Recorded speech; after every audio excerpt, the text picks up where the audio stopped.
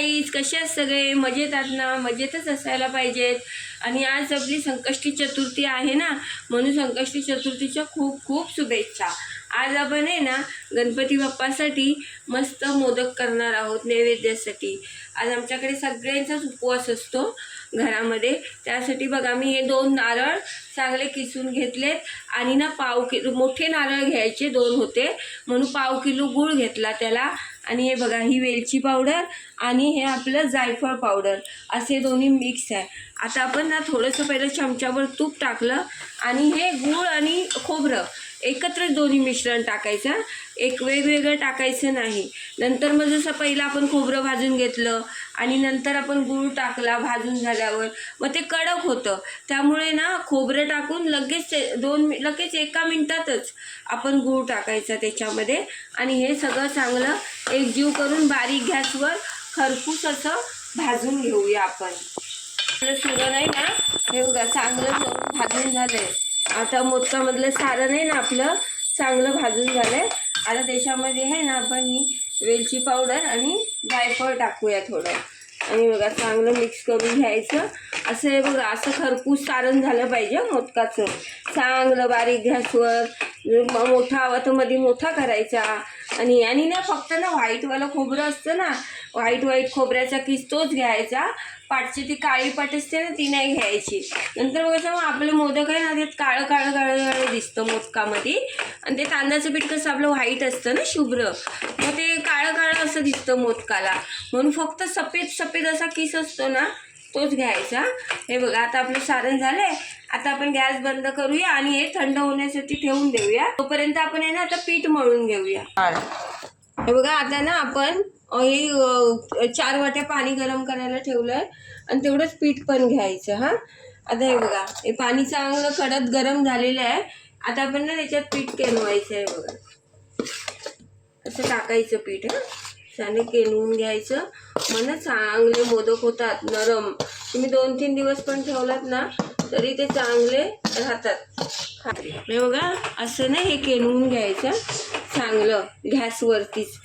पाण्याला चांगले कड काढायचा उकळी आणि केलवून घ्यायचं. आपण गॅस ना बंद करून घेतलाय. आपलं पीठ चांगलं हे झालेलं आहे, शिजून झालेलं आहे. आता हे बघा आता हे आपलं एका परातीत काढायचं आणि चांगलं आपण मळून घ्यायचं हे पीठ. हे बघा असं आपण ना आता हे पीठ टोपामध्ये काढून घेतलंय. आता आपण मळूया हे पीठ. आता आपण ना हे पीठ मळायला घ्यायचं आहे.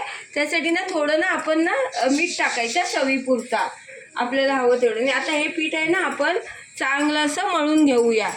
हे बघा मीठ टाकलेलं आहे, आता मळून घ्यायचं.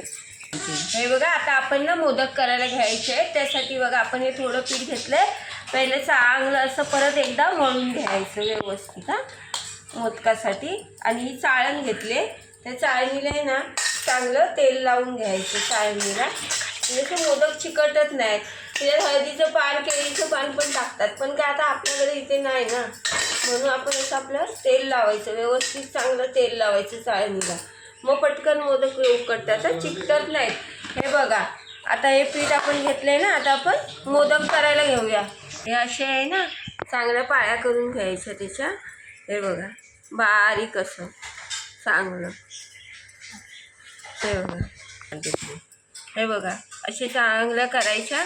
आणि पीठ कसं आपलं मस्त आलेलं आहे, केलवून झालेलं आहे ते पण. हे बघा आणि आता असं भरायचं आणि हे बघा असं ह्या पायी करायचं, कळ्या पाडायच्या.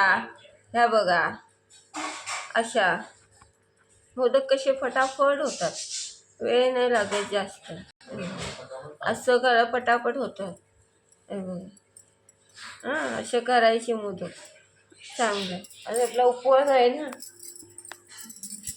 आता हा दुसरा पण केलेला आहे. हे बघा त्याच्या पण आपण अशा कळ्या पाडून घ्यायच्या. ह्याच्यात जेवढं मावल ना तेवढंच आपण भरायचं. हे बघा हे जास्त भरलं तर परत ते मग वर येतं ना आणि मोदक फुटतात वगैरे. पण हे असं पीठ तुम्ही केलवून घेतलात ना गॅसवरती शिजवून चांगलं घ्यायचं, मग पीठ फुटत वगैरे काय नाही. आपण नवीन जरी करत असेल ना त्यांच्यासाठी पण ही चांगली म्हणजे पद्धत आहे. पटापट होतात सगळे, फुटत नाहीत काय नाही. असं मऊसूत पीठ झालंय ना त्यामुळे.